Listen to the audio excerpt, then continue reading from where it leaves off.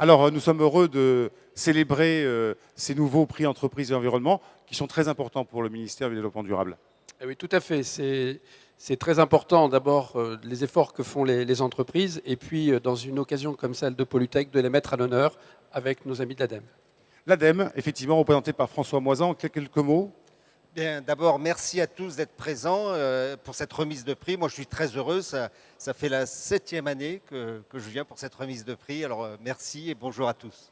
Alors, il y a bien sûr, au-delà du ministère du Développement durable et de l'ADEME, des partenaires de ces prix entreprises et environnement, l'association Auré, le Crédit Coopératif, Environnement Magazine, et puis le quotidien Les Échos. Je vais demander à Alain Chabrol, le vice-président collectivité d'Auré et vice-président à la santé et à l'environnement du Conseil régional Rhône-Alpes, de nous rejoindre. Donc, il représente l'association Auré, et également à Patrick Felous, directeur de la direction des entreprises du Crédit Coopératif, de venir sur ce plateau. On l'avait accueilli, venez avec moi, il y a 2 ans ici même. Alors, Monsieur Chabrol, un mot d'Auré et puis un mot de votre implication dans ces prix. Oui, bonjour. Vous savez que depuis 2007, Auré est donc partenaire du ministère, du Crédit Coopératif, puis de l'ADEME pour l'organisation des prix donc entreprises et environnement. Comme chaque année, Auré donc est très heureuse de contribuer à l'édition et notamment celle de 2012 des prix qui récompensent depuis 1987 les bonnes pratiques et réalisations respectueuses de l'environnement. Alors un petit mot sur Auré. Vous savez qu'Auré finalement c'est une association multi-acteurs créée en 1992. C'est la seule d'ailleurs dans ce domaine qui rassemble entreprises, collectivités territoriales, associations professionnelles et environnementales, organismes académiques et institutionnels pour développer une réflexion commune sur les meilleures pratiques environnementales et mettre en œuvre des outils pratiques pour une gestion intégrée de l'environnement à l'échelle des territoires. J'insisterai sur le fait qu'Auré s'attache à proposer des solutions très concrètes en mobilisant son réseau d'adhérents, et notamment pour pallier aux conséquences de notre croissance de l'économie, souvent au détriment de l'environnement, de manière à mettre en cohérence économie et écologie, c'est bien justement l'enjeu de Polytech, pour réduire les inégalités environnementales, facteur aggravant des inégalités par ailleurs sociales. Et Auré est particulièrement attaché aux 5 catégories qui sont l'objet de ces prix: écoproduits pour le développement durable, management et initiative pour le développement durable, technologie économe et propre, innovation dans les écotechnologies, et puis plus récemment biodiversité et entreprise. Donc ce sont des thématiques chères à Auré et à nos groupes de travail. Et pour cette émission 2012, nous avons reçu 33 candidatures, de plus que l'année dernière. La catégorie biodiversité et entreprise ainsi que la catégorie écoproduits pour le développement ont vraiment enregistré la plus forte hausse. Et donc nous remercions vraiment chaleureusement le ministère et l'ADEME pour nous avoir de nouveau accordé leur confiance, ainsi que bien sûr les partenaires Crédit Coopératif, Environnement Magazine et les Échos qui soutiennent les prix. Et pour être dans le timing, n'hésitez pas à venir nous rencontrer et à rencontrer notre présidente et toute l'équipe d'Auré sur notre stand, Hall 4 à Légy, stand 164, puisque nous invitons tous les partenaires des prix et les lauréats donc à se joindre à un moment convivial. Merci Monsieur Chabrol. Je vous invite à céder le micro à Monsieur Felous du Crédit Coopératif qui est là depuis plusieurs années et qui est toujours aux côtés du ministère, de l'ADEME et des autres partenaires pour soutenir ces prix entreprises et environnement. Alors pour le Crédit Coopératif, je crois que c'est la 12 ou 13e année où nous participons à cette remise de prix et à l'organisation de cette remise de prix. Pour moi-même, je crois que c'est la 6 ou 7e année également, 2006. Donc effectivement, bon, tout a été dit sur les prix à l'instant. Hein. Pour le Crédit Coopératif, juste quelques mots. Hein. Donc nous sommes un établissement coopératif, comme c'est écrit sur notre nom, enfin dans notre nom. Le Crédit Coopératif, depuis maintenant, toutes ces années, supporte et encourage le développement de l'économie dite verte, en tout cas. Et nous nous réjouissons de voir que, même si nous avons été parmi les premiers à nous y intéresser, maintenant, de plus en plus de monde et de nos confrères également banquiers se préoccupent de soutenir ce développement. Le Crédit Coopératif est également partenaire de pas mal d'associations, dont Auré, puisque nous sommes à la fois membres et également avec un représentant au conseil d'administration d'Auré, pour bien montrer que nous sommes parfaitement concernés par l'ensemble des des questions et des problématiques qui se posent autour de ce développement de l'économie verte. Et puis, je voudrais juste rajouter un tout petit mot. Je me réjouis encore cette année de voir que, sans dévoiler le palmarès, qu'il y a de plus en plus de PME qui sont nommées et récompensées dans ces partenariats. Je n'ai rien contre les grandes entreprises, mais je me réjouis de voir qu'il y a également des nouvelles entreprises et des plus petites qui font acte de candidature et qui réussissent. Merci Monsieur Felous, merci Monsieur Chabrol. Je vous invite à regagner... Alors, laissez le micro à Monsieur Verlon, voilà, à regagner votre place. Avant de débuter, en fait, je suis sur cette caméra-là, je crois. Avant de débuter cette remise de prix, je vous propose de regarder d'abord un film de 15 minutes qui a été réalisé par Yves Bourgeois de la société Gizmo à la demande du ministère du Développement durable et de l'ADEME. Un film pour célébrer les 25 ans des prix Entreprises et Environnement qui ont été créés en 1987. C'est un film qui retrace un petit peu les prix Entreprises et Environnement en mettant bien sûr en avant l'innovation d'hier qui devient notre quotidien aujourd'hui. Et sachez que ce film sera bien sûr accessible dès demain sur le site du ministère. Il faut savoir, dernière précision, que sur une initiative française, les prix européens ont été créés la même année, en 1987, et donc ils sont le reflet des prix français et comportent d'ailleurs les mêmes catégories de prix. Il s'agit donc d'une finale européenne, car même les mêmes prix existent dans presque tous les pays d'Europe. Mais revenons donc à notre film, ce film qui donne la parole à d'anciens gagnants des prix Entreprises et Environnement. On le regarde et on se retrouve juste après.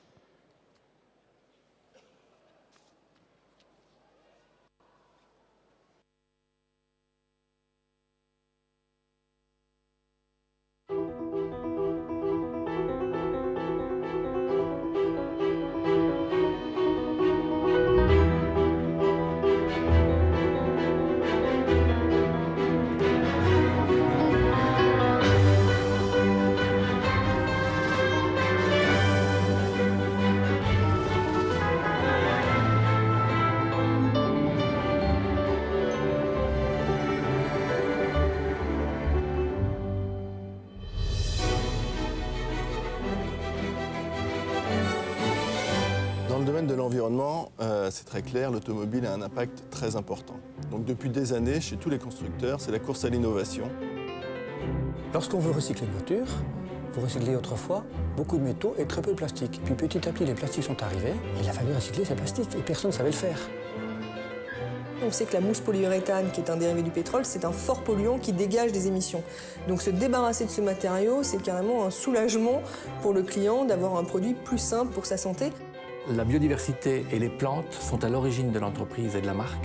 Et donc pour nous, interagir et continuer à innover dans la relation qu'on a à nos végétaux, c'est le cœur même de notre métier. Nous, paludiers, c'est la symbiose entre l'homme et la nature. Donc le soleil, la pluie, le vent, les marées. Concevoir des ouvrages qui répondent aux défis de la dégradation de la biodiversité marine nous est apparu différenciant sur le marché international. L'ambition de Clean Energy Planet, c'est d'apporter des solutions pour faire changer les mentalités en termes de déplacement. Lorsque l'on a concouru pour la planche de bord de la Modus, qui est une planche de bord qui intègre dans son architecture une quantité de plastique recyclé très importante, 9 kilos, ce qui était remarquable à l'époque. On a réussi naturellement à valoriser notre innovation d'un point de vue économique, puisque le plastique recyclé a un coût qui est moindre que le plastique vierge. En revanche, on a eu du mal à le faire connaître aux clients, puisque c'est une prestation qui était invisible aux clients. De plus en plus de déchets sont produits par les nouvelles classes moyennes et ces déchets, il faut les traiter si on veut protéger l'environnement. La dépollution, ça consiste à utiliser de la main-d'œuvre pour préparer ces biens de consommation qu'on va broyer et trier de manière automatique et à très grand débit. Le résultat de tout ça, c'est qu'on obtient des produits qui respectent les normes européennes et qui sont parfaitement propres et qui vont pouvoir subir probablement d'autres cycles de production et de recyclage. On est parti d'un produit, un canapé, le canapé éco-conçu pour lequel on a reçu un prix. Ce canapé, on l'a repensé entièrement avec des matériaux classiques, avec de la mousse polyuréthane, avec du bois, du contreplaqué. Comment refaire un produit différentiel ? Eh ben, on a intégré des matériaux recyclés, on a repensé entièrement un rembourrage et c'est ça l'innovation. Nous avons été primés parce qu'à Lagacilly, le village breton originel de M. Rocher, eh bien, nous avons aujourd'hui la démonstration de la réalité de ce qu'on peut faire en développement durable. On y trouve des champs bio avec plus de 55 hectares de cultures bio de plantes à cosmétiques. On y trouve un éco-hôtel où il y a des ruches et avec un bilan carbone, par exemple en termes d'utilisation de l'éco-hôtel, proche de 0. On s'est dit, il manque quelque chose sur le marché, les gens sont prêts à utiliser les vélos, mais il y a un problème. On s'est aperçu très vite que les vélos n'étaient pas chargés correctement et donc les batteries devenaient obsolètes très très vite. Et on a trouvé la solution, donc une station qui verrouille et qui charge automatiquement les vélos électriques. Le prix que nous avons reçu concerne l'innovation éco-cavalier. C'est un poids qui maintient la canalisation au fond de l'eau et nous l'avons conçu pour qu'elle soit un habitat à poissons. Le produit primé a été mis en œuvre sur le projet d'émissaire en mer de Propriano en Corse. Donc ce produit est au cœur de notre activité aujourd'hui. Il est complètement opérationnel. Notre innovation récompensée, c'est une histoire, avant tout une aventure humaine. C'est un acte de solidarité avec nos collègues du Sud. En Guinée comme au Bénin, on a affaire à la technique inigène, le sel produit avec le feu. Et là, tout se gâte. C'est 3 tonnes de bois pour faire 1 tonne de sel. C'est un prélèvement sur la mangrove, qui est une clé de voûte de l'écosystème planétaire. Donc nous, on leur a proposé une bâche, tout simplement, de 10 mètres carrés, sur laquelle, bien gérée, on peut produire 1 tonne de sel solaire. Du sel qui est fait avec le soleil et le vent, sans énergie fossile. Et ensemble, on a écrit, je crois, une très belle page de l'histoire du développement rural.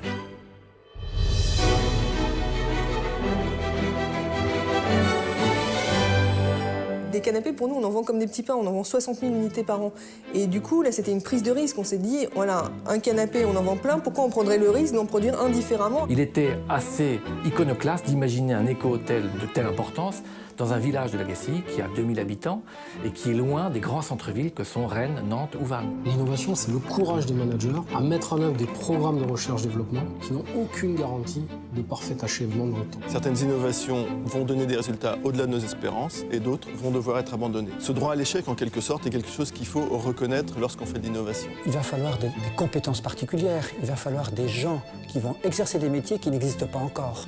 Et donc, il va falloir des gens aussi qui acceptent de partager ce risque, qui acceptent d'être un peu aussi des aventuriers. On a une équipe développement durable, mais c'est moi et une personne simplement. On n'a pas de recherche et développement. Et on a été encadré quand même par un bureau d'études qui était Bureau Veritas. On a été encadré aussi par l'ADEME, qui a été un peu le catalyseur de tout ça. On rentre dans un système économique, il faut payer des équipes sur le terrain, il faut avoir des moyens pour travailler, il faut se renforcer en interne. On a embauché des ingénieurs agronomes. Il faut prendre des risques financiers, il faut prendre des risques technologiques. C'est ce qu'on a fait tout le long de ces années pour réussir enfin à mettre des stations dans les rues.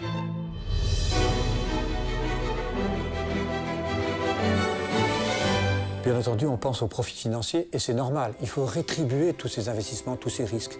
Mais il y a des profits humains qui sont incalculables. Pour Clean Energy Planet, c'est formidable de pouvoir vendre un produit qu'elle a inventé.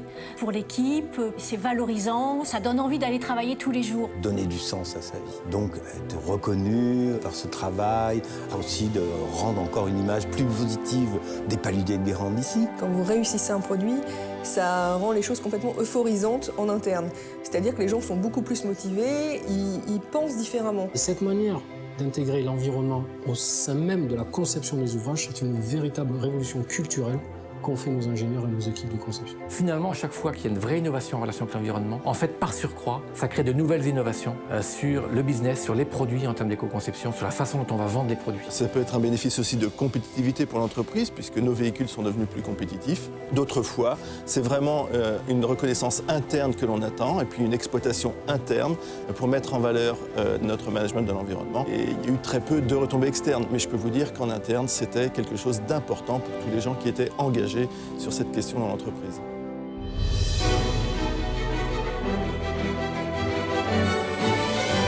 La marque Yves Rocher, dans la façon dont elle a conduit sa relation à la botanique, à la biodiversité, aujourd'hui elle est reconnue par les consommatrices, avec des femmes qui viennent même planter des arbres avec nous. Donc il y a un vrai engagement des femmes sur la façon dont aujourd'hui on consomme des produits, la façon dont une entreprise économique doit s'inscrire le plus possible en relation avec son environnement. Et on a pu faire le test à produit équivalent entre un canapé éco-conçu et non éco-conçu. À 70%, il va préférer le produit éco-conçu. Tous ces acquis qui résultent de ces innovations de 2005, maintenant sont valorisés dans cette démarche d'économie circulaire, puisque c'est plus de 1000 pièces qui sont en plastique recyclé maintenant dans un véhicule. Pour la communauté, on aura fait progresser le savoir-faire du triage des matières plastiques. Donc on va faire progresser la connaissance pour protéger notre environnement. On est des ambassadeurs du soleil et on est pour l'éradication du feu qui brûle cette mangrove. En Guinée, aujourd'hui, on pèse, je crois, autour de 30% de la production nationale du pays. Donc ça économise des milliers de tonnes de bois, de mangrove tous les ans.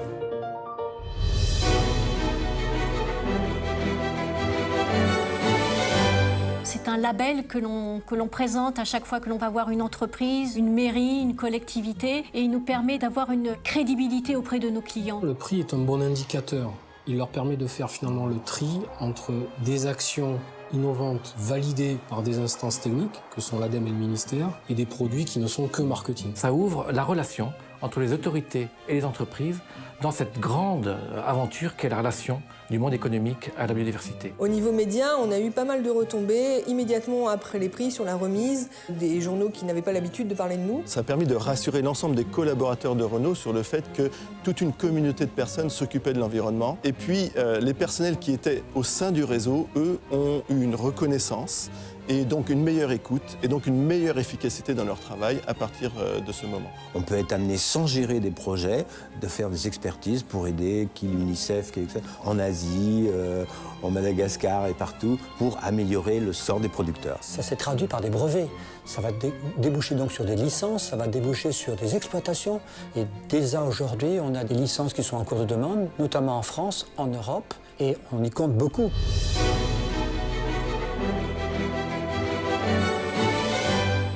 Le projet le plus enthousiasmant, c'est celui de la route du littoral à La Réunion, qui est de concevoir une route en mer, le long de l'île, et dans lequel l'ensemble des parties immergées de la route seront mixées à des habitats à poissons. Évidemment, on a envie d'aller plus loin parce que quand on a une première victoire, ça ouvre le champ des possibles.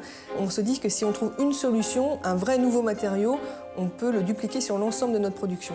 Nous avons par exemple en Bretagne, puisque nous parlions de l'Agacie, en Bretagne à l'Agacie, des vrais projets de maraîchage, de chaudières à bois, de renforcement de nos ruches. On vient de lancer, ça ne vous aura pas échappé, un véhicule extrêmement innovant qui est le véhicule électrique. Et je considère pour ma part qu'on en est absolument au début d'une histoire, puisque ce véhicule va révolutionner non seulement le produit, mais notre relation à la mobilité.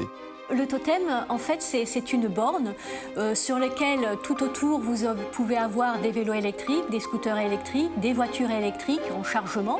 Et grâce à une seule carte, de pouvoir choisir le transport qui vous conviendra le mieux à l'instant où vous avez décidé de le prendre. Mon plus grand projet, ce serait d'être capable de trier toutes les espèces plastiques, des déchets, des biens de consommation en fin de vie. Et donc, on a encore beaucoup de projets dans le carton. En Guinée, on continue sur la riziculture de mangroves. Donc nous, on n'était pas spécialistes du riz, mais il se trouve qu'au niveau de gestion hydraulique, je crois qu'on a apporté beaucoup aux riziculteurs guinéens. Et actuellement, c'est 7000 hectares de rizières qui ont été réhabilités en agriculture bio, en introduisant de l'eau de mer et qui demain permettront d'approcher la souveraineté alimentaire en riz.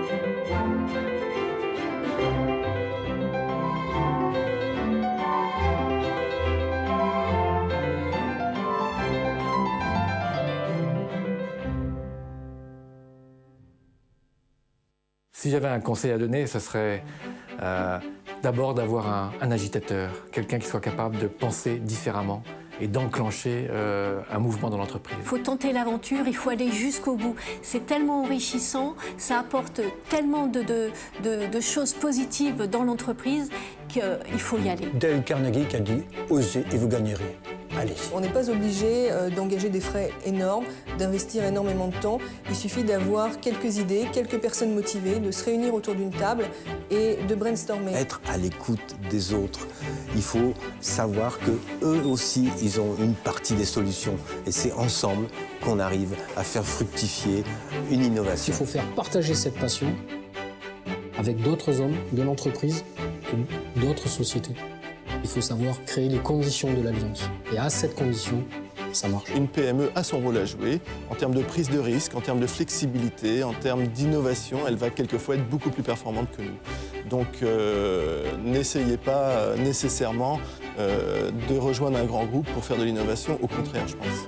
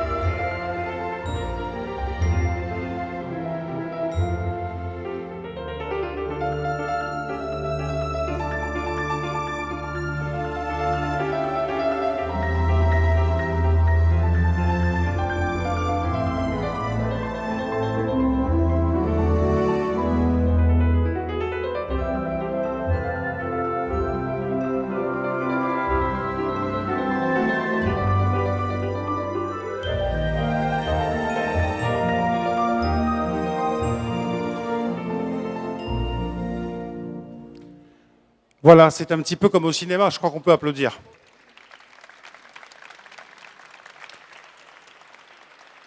S'il était besoin de prouver l'utilité des prix entreprises et environnement, ce film vous a montré tout ce qu'on peut faire avant, pendant et après, qu'on soit une PME ou un grand groupe. François Moisan, un mot de commentaire. On se disait, ah c'est marrant, on se souvient de tel et tel gagnant, notamment, je pense à Clean Energy Planet, au canapé, enfin c'est des souvenirs. Qu'on a vu depuis 7 ans, puisque tous les deux, on est présents pour cette remise de prix. La diversité est quand même très, très étonnante. Un commentaire, Monsieur Verlon? Ben oui, moi, ce qui m'a impressionné, c'est cette diversité. C'est grande entreprise, petite entreprise, la diversité des projets, l'ouverture à l'international. Moi, c'est avec les pays en développement. Et puis aussi, quelque chose auquel je suis extrêmement sensible, c'est que c'est des projets qui s'appuient sur des femmes et des hommes qui partagent le projet et qui veulent innover ensemble. Et puis un mot-clé dans ce film, et pourquoi pas vous? Et nous rentrons maintenant dans le vif du sujet avec la remise des prix entreprises et environnement en version 2012. 5 catégories, regardez, elles vont s'afficher derrière moi sur l'écran, on en parlait tout à l'heure. Ça va arriver dans quelques secondes, j'espère. Donc les catégories de ces prix entreprises et environnement, les voici. Vous pouvez donc les découvrir. Et nous allons tout de suite débuter par la catégorie biodiversité et entreprise. Alors, catégorie biodiversité et entreprise, comme cela a été dit tout à l'heure, il y a eu énormément d'entreprises candidates, 5 lauréats qui vont s'afficher à l'écran. Vous avez les 5 lauréats par catégorie à l'écran. Bruno Verlon. Et puis, un peu de suspense. Qui a gagné? The winner is SM2 Solutions Marines pour son projet Graines de mer. SM2 Solutions Marines.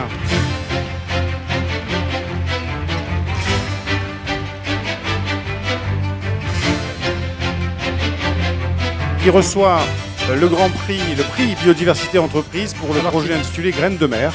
Tout à fait. Donc il reçoit 2 prix et c'est la seule entreprise qui va recevoir 2 prix, puisque comme je l'indiquais, d'abord au titre d'un des 5 lauréats, et puis parmi ces 5 lauréats, le grand prix.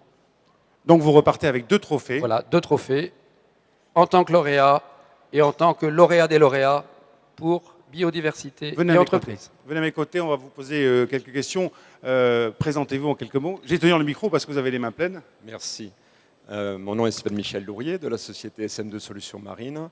Je porte le projet qui s'appelle Graines de mer en Méditerranée, dont l'objectif est de restaurer le milieu marin, des herbiers marins, 4 espèces qui sont en Méditerranée et qu'on retrouve autour de la Grande Motte, le lieu où nous avons monté cette pépinière.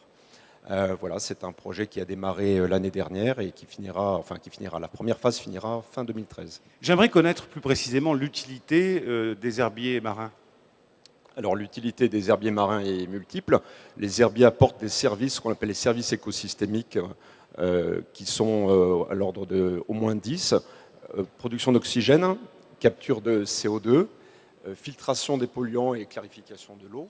Et puis bien évidemment protection du trait de côte. Et la liste est tellement longue, déjà c'est assez important. Et bien évidemment une ressource halieutique importante, donc une ressource pour la pêche côtière. Merci beaucoup, je crois qu'on peut vous applaudir. Donc vous êtes le lauréat de la catégorie, le gagnant de la catégorie biodiversité entreprise avec une mention projet pour la biodiversité que vous a remis Monsieur Verlon. On va maintenant inviter les 4 autres lauréats parce qu'il n'est pas question de ne pas saluer les efforts qui ont été faits par les plus méritants de la catégorie biodiversité et entreprise. Donc ils vont rejoindre la scène. J'appelle donc le groupe Giboire, Westham et Citadin. Ils vont se lever, on peut les applaudir, qui reçoivent ensemble la mention meilleure démarche de gestion de site pour la restauration d'une zone humide dans un écoquartier. Voilà. Bravo pour votre démarche en faveur de la biodiversité.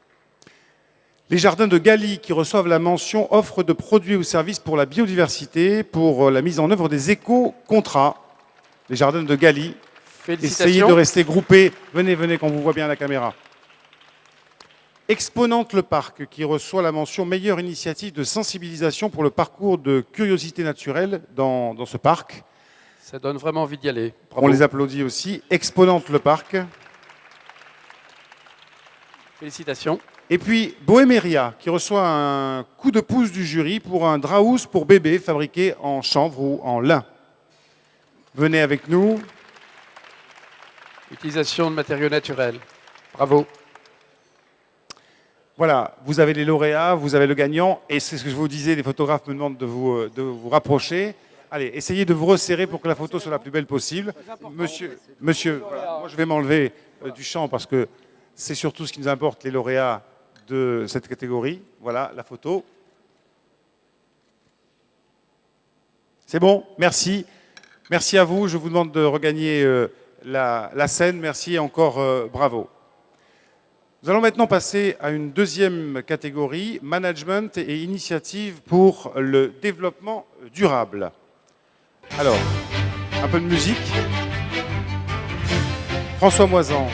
Donc, dans cette catégorie, management et initiative pour le développement durable, nous avons 3 lauréats. Et donc, le gagnant est... Un peu de suspense. Et la Fédération des entreprises de propreté. La Fédération des entreprises de propreté qui obtient le premier prix management et initiative pour le développement durable pour son programme d'accompagnement au changement des entreprises de son secteur.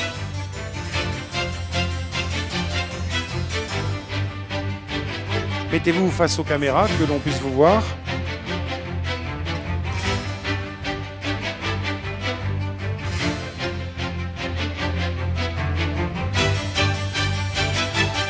Alors, j'ai quelques questions à vous poser. En quoi cette démarche de développement durable pour votre fédération est-elle innovante ? Eh bien, depuis 2009, nous avons mis en place un système pour que, au travers de 51 actions spécifiques, on puisse mettre le développement durable à l'intérieur de nos entreprises de propreté, adhérentes ou non adhérentes de notre fédération. Est-ce que vous avez des résultats concrets aujourd'hui ? Là, aujourd'hui, oui, on a des résultats qui sont très concrets puisque plus de 300 entreprises ont adhéré à notre système et sont maintenant dans ce développement durable. Et puis, cela représente 250 000 salariés, c'est-à-dire que ça représente plus de la moitié de nos effectifs du secteur. Et est-ce que finalement, cette démarche de développement durable, elle fait rêver vos adhérents ? Est-ce que vous avez à créer une émulation particulière ? Comment vous vous êtes pris finalement pour que les gens non seulement adhèrent, mais aussi partagent et s'enthousiasment ? Bien, il est évident que ça fait rêver, puisque aujourd'hui, nous sommes le premier prix. Donc, quelque part, beaucoup d'entreprises qui aussi, le chiffre du nombre, qui ont été donc à permettre de montrer que beaucoup d'entreprises veulent aller vers le développement durable. Et donc, c'est quelque chose qui, aujourd'hui, fait rêver. Et on a aussi un autre élément, c'est avec Éric Boissier, qui est un géophysicien, j'ai pris des notes parce que c'est un géophysicien et navigateur qui, en Antarctique, regarde un petit peu comment sont passés, cherche des données pour la la biosphère, et puis aussi pour voir un petit peu comment les changements climatiques ont pu se faire dans le passé. Voilà, donc c'est effectivement Éric Brossier que vous missionnez. François. Oui, moi, Georges Matera, je voulais dire un petit mot parce que pour moi, c'est vraiment un coup de cœur que de remettre ce prix à la Fédération des entreprises de la propreté, parce que cette fédération fait beaucoup de choses dans le développement durable, sur l'environnement, sur un métier qui est souvent un métier invisible. Et je crois que la fédération fait beaucoup de choses, non seulement sur l'environnement, mais aussi sur la santé au travail, je le sais. Et donc, je suis très heureux de pouvoir remettre ce prix parce que la fédération fait bouger les lignes, et ça, c'est très important. Justement, je voudrais remercier l'ADEME, le président de l'ADEME et vous-même, parce que grâce à l'ADEME, nous avons pu mettre en place, par exemple, le bilan carbone, qui est très important pour nos entreprises et pour voir un petit peu comment elles sont. Et donc, je remercie aussi la ministre du Développement durable pour tout ce qu'elle a fait, et notamment aujourd'hui. Merci à vous, on peut vous applaudir encore une fois.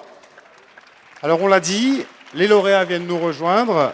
Je vais demander à La Poste Courrier et Colipost de nous rejoindre. Elle reçoit le 2e prix Management Initiative pour le développement durable pour son programme de neutralité carbone. On les applaudit.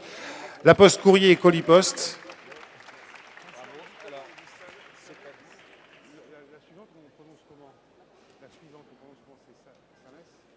Et puis, l'entreprise SAMS, qui gère les parkings publics de la ville de Paris, reçoit le 3e prix Management Initiative pour le développement durable pour sa démarche globale d'intégration du développement durable. Regroupez-vous là aussi tous les 7 ou 6 de manière à ce qu'on fasse la photo.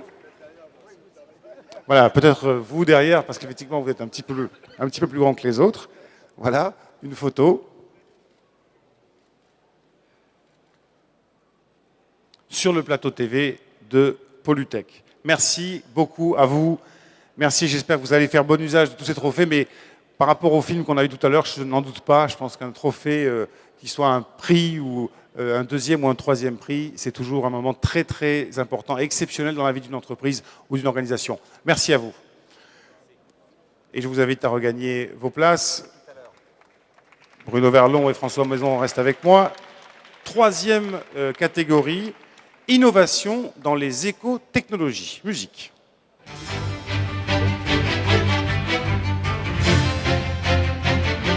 Bruno Verlon, vous reprenez la main. Je reprends la main. Donc, 2 lauréats dans cette catégorie. Dont vous devez voir les noms s'afficher à l'écran. Voilà, on va voir tout de suite le nom des lauréats qui concourent. 2 lauréats. Alors, un suspense. Alors, suspense. Eh bien, c'est Nantais Locaben pour son projet de valorisation des déchets de plâtre. Nantais Locaben, qui obtient le prix Innovation dans les écotechnologies pour la conception et la construction d'une unité de valorisation des déchets de plâtre.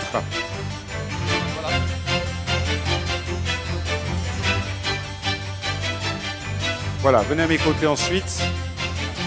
Unité de valorisation des déchets de plâtre. Bonjour monsieur, présentez-vous. Gilles Nantais, donc président du pôle recyclage de l'entreprise indépendante rhône-alpine Serfim. Alors on sait qu'il y a différentes filières de recyclage qui se mettent en place. Celle du plâtre est importante parce qu'elle concerne bien sûr l'ensemble du secteur du bâtiment, que ce soit les grandes entreprises ou les petits artisans. Comment, pourriez-vous nous retracer rapidement la genèse de cette innovation, de cette prise de risque presque, parce que c'est vrai qu'on parlait dans le film qu'il fallait aussi prendre des risques. Là, vous avez pris des risques pour aller dans une filière avec un fort potentiel, mais en devenir toujours. Hein. Oui, tout à fait. L'état des lieux, c'était une chaîne de tri des déchets du BTP où 87% de valorisation, c'était notre record. Mais par contre, en sortie, les refus, beaucoup de plaques de plâtre associées à des complexes isolants. Donc une idée basique.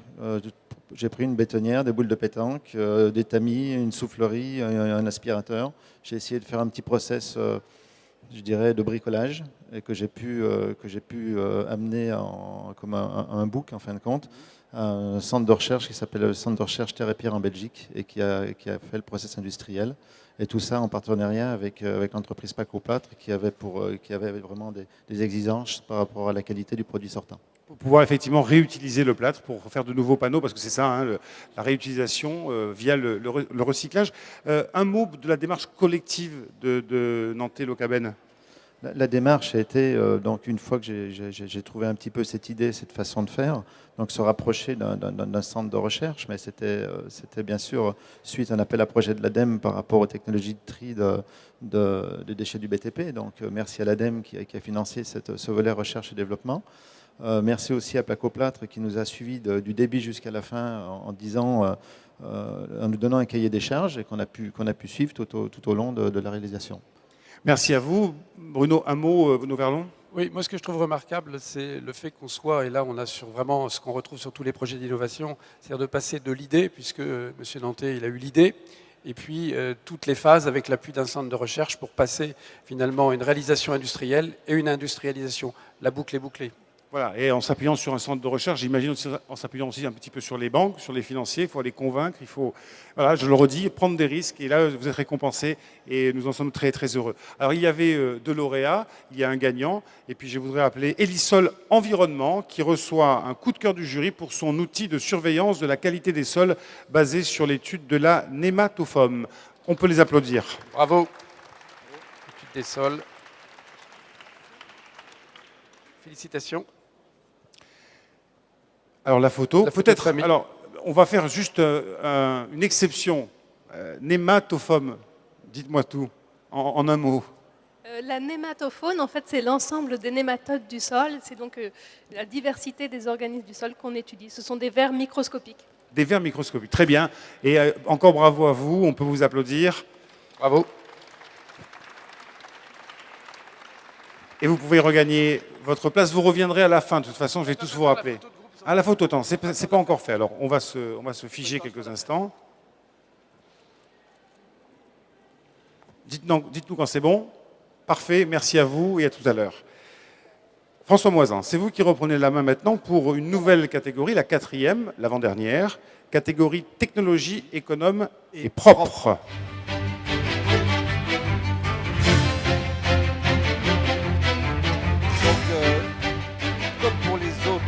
On va voir la liste des lauréats qui va s'afficher. Allez, on va voir les lauréats, on va baisser un petit peu la musique, on va voir les lauréats, effectivement.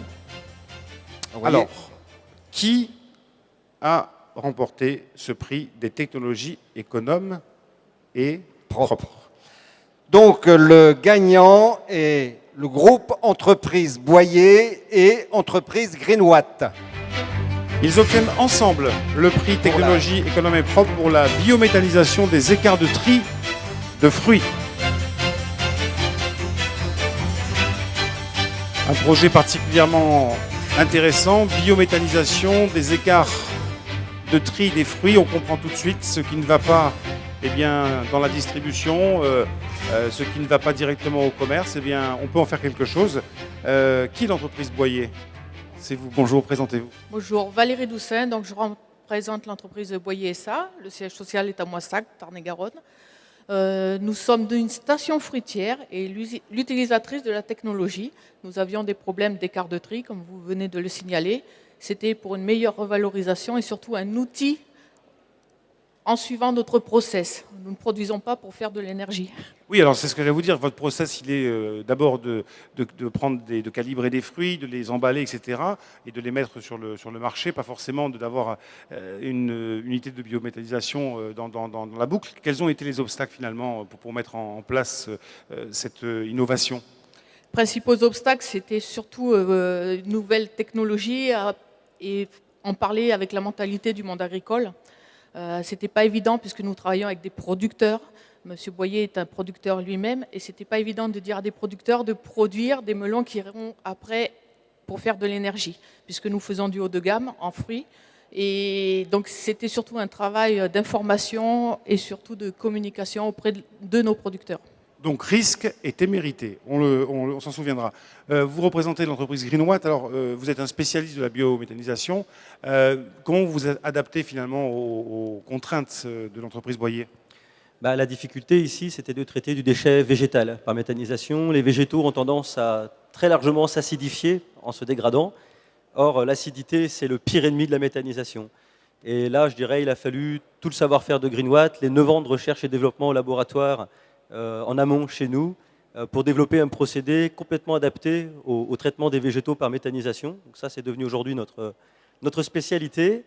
Et en ce moment, on construit des unités de méthanisation qui sont capables de produire de l'énergie à partir de déchets de carottes, de déchets de maïs, de racines d'endives, de mayonnaise, de moutarde. Et juste un petit mot, avec l'ensemble des déchets organiques générés en France, l'ensemble des déchets de fruits et légumes, simplement, on peut produire autant d'énergie qu'un réacteur nucléaire par méthanisation.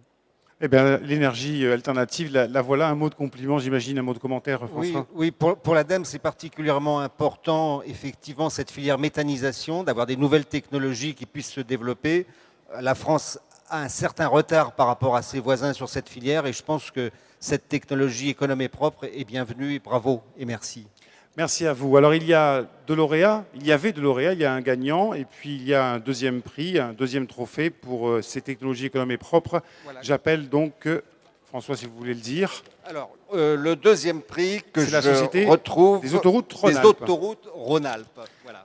Merci, on va les faire venir. La fine de sel. En fait, c'est une alternative au gros sel qu'on utilise pendant les longs mois d'hiver pour assurer la viabilité des autoroutes. Eh bien, c'est une alternative au gros sel.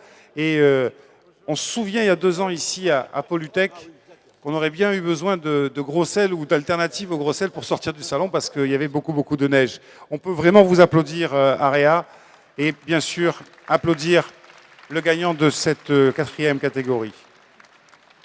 Messieurs les photographes, vous me direz quand vous serez rassasiés. Car bien sûr, toutes ces photos vont paraître dans la presse spécialisée et sur Internet. C'est bon pour vous? Merci à vous et encore bravo. Dernière catégorie, je reviens vers vous, Bruno Verlon, l'écoproduit pour le développement durable.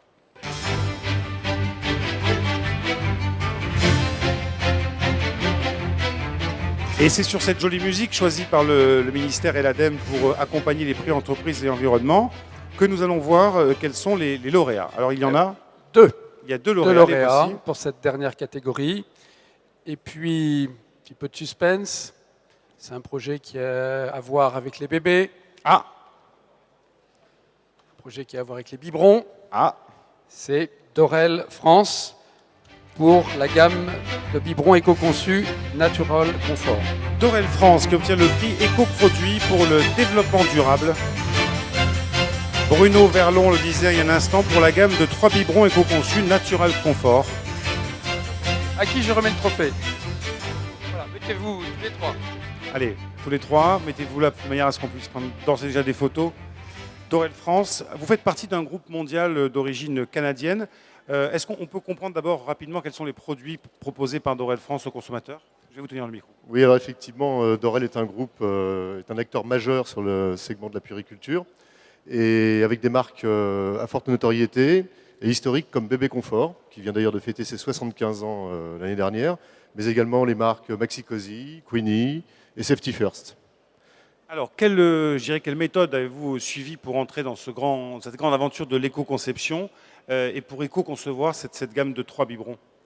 Alors, nous sommes d'abord appuyés, bien entendu, sur les normes ISO 14040 et 44 afin de réaliser l'analyse du cycle de vie des produits. Et afin de valider et confirmer nos résultats, nous avons eu recours à une revue critique réalisée par un consultant expert indépendant, M. Henri Lecoultz, afin de confirmer la véracité de nos résultats. Bruno Verlon? Je crois que monsieur a tout dit. Ce qui est important, c'est le côté vérification. Je crois que c'est toute une démarche, mais avec une vérification par un tiers expert des dires de l'entreprise. Ça, je crois que c'est un autre volet qui est important en matière de développement durable. Alors, vous êtes filiale française d'un grand groupe international. Il y a eu des PME qui sont passées par ici. Qu'est-ce que ça représente pour vous de recevoir ce prix entreprise et environnement? C'est une très, très grosse récompense pour nous, puisque c'est une démarche dans laquelle nous nous sommes inscrits depuis quelques années, et qui fait d'ailleurs partie des valeurs du groupe, puisque le développement durable est inscrit dans les valeurs de notre groupe, de notre entreprise, et c'est une véritable reconnaissance Je dois dire que c'est un travail d'équipe, hein, avant tout, avec une implication de toute la chaîne d'expertise, depuis le marketing, en passant par les achats, y compris la logistique. Et cette démarche nous a même permis de nous rapprocher en termes d'analyse de la valeur de nos consommateurs et de localiser nos productions en Europe et principalement en France. Merci beaucoup. Alors, il y a aussi un lauréat que vous vouliez saluer, que nous voulons saluer et accueillir sur ce plateau. Alors, je vous laisse, Monsieur Verlon, nous annoncer donc la venue de... L'entreprise, alors j'espère que je ne vais pas écorcher son nom, Colaloupe. C'est bien ça? C'est bien ça. Ou la loupe. Voilà. Colaloupe. Qui obtient la mention spéciale du jury pour les boîtiers et serviettes en papier Napkis. Alors là aussi, je vais faire une exception. J'aimerais que vous me disiez quelques mots, effectivement, de ces produits. D'abord, l'entreprise en elle-même. Oui, en fait, nous sommes Parlez bien près du micro. Une jeune entreprise de design éco-conçu. Et on a tablé sur le pari de faire un produit qui soit à la fois design, en réduisant la quantité de matière utilisée d'une serviette en papier par 3. Voilà, donc c'est assez simple. C'est là où se situe l'éco-conception, tout en faisant un produit assez mode. Alors là, on a l'exemple type, Monsieur Verlon, une entreprise filiale d'un groupe mondial, et puis une petite entreprise qui démarre. Très petite, oui. On a 8 mois. 8 mois, voilà, là, on est vraiment dans... On a fait le grand écart, mais vous voyez, vous n'étiez pas loin. Hein, pas loin des 9 mois. Ouais, et dites-moi, ce prix, pour vous, c'est un formidable booster, j'imagine. Oui, c'est très important, parce qu'en fait, ça nous donne une visibilité pour les formidables PME qui nous ont soutenus. Beaucoup sont en région Rhône-Alpes. Les papeteries, les cartonniers qui nous ont soutenus depuis le début, alors même que la société n'existait pas encore. Merci beaucoup. Je vous invite à rejoindre vos sièges et revenir dans quelques instants. Merci, on vous applaudit. La photo peut-être au complet pour que tout le monde puisse avoir un souvenir et garder un souvenir de cette remise des prix Entreprises et Environnement 2012. Voilà. Merci à vous. Merci beaucoup. Alors, nous arrivons maintenant à la conclusion de cette remise de prix, de cette cérémonie qui a été longuement préparée. Je voudrais avoir un mot de conclusion de vous deux sur le CRU 2012. On a fait des commentaires déjà il y a quelques instants. Bruno Verlon, première analyse. Moi, j'arrive avec l'œil neuf, en quelque sorte, même si je connais bien le sujet. Parce que moi, je ne suis pas là depuis cette édition. J'arrive, j'ai la chance, l'honneur d'être là pour remettre les prix à l'occasion de la 25e édition. Je suis bluffé par le film parce que je crois qu'il y a le côté reconnaissance. Toutes les entreprises, même les plus grandes, témoignent sur le fait que de recevoir un prix, c'est un témoignage, une reconnaissance. C'est une reconnaissance en externe, mais c'est aussi une reconnaissance en interne pour toutes les équipes qui ont travaillé. Et puis je reviens également impressionné par la qualité. Moi j'ai regardé la qualité des projets, des dossiers, les grandes entreprises, les petites entreprises, des entreprises même très récentes, puisque Ecoloop c'était moins de 8 mois de création. Et puis une dynamique d'ensemble au service du développement durable. Et en tant qu'adjoint au commissaire général au développement durable, je ne peux que m'en féliciter et souhaiter que la 26e édition connaisse le même succès que la 25e. Merci beaucoup. François Moisan, on peut vous applaudir pour l'agence, pour l'ADEME. Oui, alors, 2 mots très rapidement. Très rapidement, 2 mots. Le premier, c'est quand même cette variété d'innovation. Bon, on l'a vu aujourd'hui, mais pour nous, l'ADEME, qui aussi soutenons des projets de très grosse ampleur à travers les investissements d'avenir, on voit toute cette variété entre des projets qui vont être portés par des grandes entreprises avec des PME, et puis aujourd'hui, des initiatives spontanées par des petites ou des plus grandes entreprises.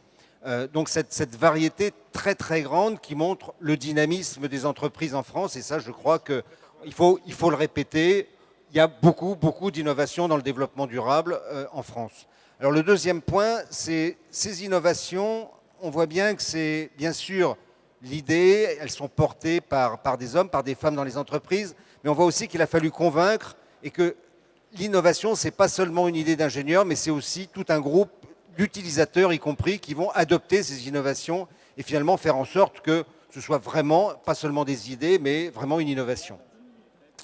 Alors voilà, pour nous, l'ADEME, on est très content d'être associé et de participer. Le prix Technologie économe et propre, l'ADEME le soutient depuis très longtemps. On a été associé avec le ministère puisque ça fait 3 ans, je crois, qu'on remet ensemble ces prix, puisque avant c'était un petit peu séparé, on faisait chacun de notre côté.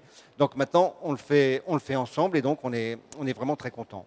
Merci François, parce que ça a fait vraiment le collant. J'étais en train de prendre quelques informations.